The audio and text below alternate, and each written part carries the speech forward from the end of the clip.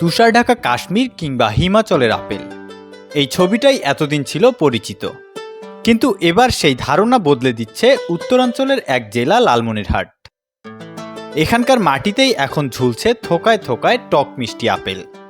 প্রতিকূল আবহাওয়ায় আপেল চাষ অসম্ভব, এই প্রচলিত ধারণাকে চ্যালেঞ্জ ছুড়ে দিয়েছেন দহগ্রাম এলাকার কৃষি উদ্যোক্তা আব্দুল আলিম।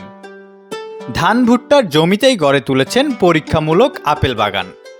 অদম্য ইচ্ছাশক্তি আর নতুন কিছু করার সাহস, এই দুয়ে বদলে গেছে পুরো দৃশ্যপট। আমি প্রথম ইন্টারনেট এক্সপ্লোর করতে করতে হঠাৎ করে একদিন একটা বাগান সম্পর্কে জানতে পারি, যেটা ইন্ডিয়ার রাজস্থানে অবস্থিত। তো রাজস্থানের আবহাওয়া বিশ্লেষণ করলে দেখা যায় যে বাংলাদেশের চাইতে সেখানকার আবহাওয়া কিছুটা উষ্ণ। তখন আমার হঠাৎ করে মাথায় আসলো যে ইতিপূর্বে আমি দেখেছি বাংলাদেশে অনেকে আপেল নিয়ে কাজ করলেও সফল হয়নি। তো বাংলাদেশে যদি সম্ভব না হয় তাহলে রাজস্থানে কিভাবে সম্ভব হলো, এইটা আমার মাথায় আসে। তারপরে আমি এটা নিয়ে ঘাটতে থাকি এবং এটা নিয়ে আমি বেশ কয়েকবার কাশ্মীর সফর করি, কিন্তু কাশ্মীরে এটার কোনো সদুত্তর না পেয়ে, তবে সেখান থেকে একটা ক্লু পাই যে হিমাচলে একটা আপেল গবেষণা কেন্দ্র আছে, যেখানে হরিমান শর্মা নামে একজন ভদ্রলোক আপেল নিয়ে গবেষণা করে। আমি তার সন্ধান পাই এবং তার কাছে যাই।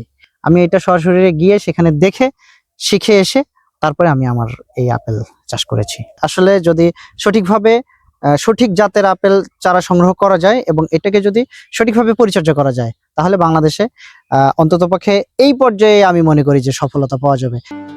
পাটগ্রামের দহগ্রামে এই আপেল বাগান এখন এলাকা জুড়ে আলোচনার কেন্দ্রবিন্দু। স্থানীয়দের দাবি, স্বাদে গুণে এই আপেল বিদেশি আপেলকেও টেক্কা দিতে পারে। প্রথম দিকে তো আসলে আমি নিজেও এটা সম্পর্কে একদম বিশ্বাস করি নাই। এলাকার লোকজন হাসাহাসি করছে যে আসলে বাংলাদেশে আপেল হয় না। খুবই ভালো লাগতেছে। আমি তো এর আগে ইন্ডিয়ানও আপেল খাইছিলাম। ইন্ডিয়ান আপেলের থেকে আমার তো বাংলাদেশিটাই খুবই ভালো লাগতেছে আর কি। বাজারে আপেল আর এই আপেলের মধ্যে কোনো পার্থক্য নেই। বাজারটাও যেরকম এটাও আর একই রকম লাগে। খাইছি, গত বছরও খাইছি, এবারও খাইছি।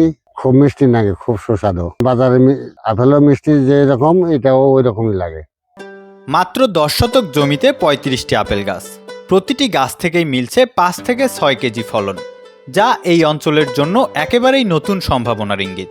এই উদ্যোগকে ইতিবাচক হিসেবে দেখছে কৃষি বিভাগও, দিচ্ছে নিয়মিত পরামর্শ ও কারিগরি সহায়তার আশ্বাস।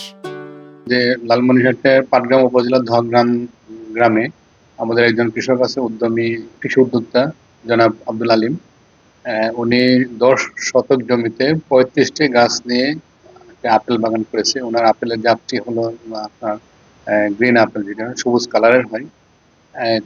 এটা এই বছর মোটামুটি প্রায় 150 থেকে 200 কেজির মতো প্রোডাকশন পাবে আমরা আশা করি। এক একটা গাছে থোকায় থোকায় 3-4টা করে বিভিন্ন থোকাতে আপনার প্রোডাকশন আসছে।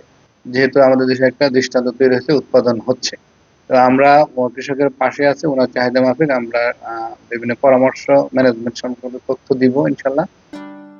আব্দুল আলিমের হাত ধরে লালমনিরহাটে তৈরি হয়েছে নতুন এক সম্ভাবনার দিগন্ত। সংশ্লিষ্টরা বলছেন, যথাযথ সরকারি পৃষ্ঠপোষকতা পেলে দেশেই হতে পারে আপেলের চাহিদা পূরণ, কমতে পারে আমদানির নির্ভরতা, বাঁচবে বৈদেশিক মুদ্রাও। Desk report, Lalmonirhat news.